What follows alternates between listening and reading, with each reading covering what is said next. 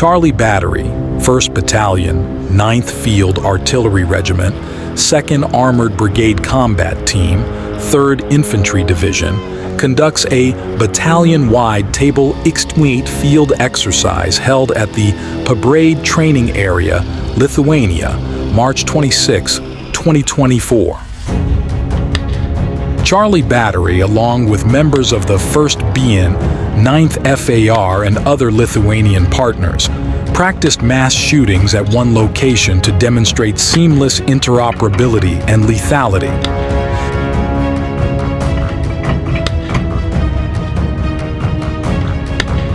The 3rd Infantry Division's mission in Europe is to engage in multinational training and exercises across the continent, working with NATO allies and regional security partners to provide a credible fighting force for V Corps, the American corps stationed on the front lines in Europe. The Infantry Division's mission in Europe is to engage in multinational training and exercises across the continent, working with NATO allies and regional security partners to provide credible combat power to V Corps, America's leading corps deployed in Europe.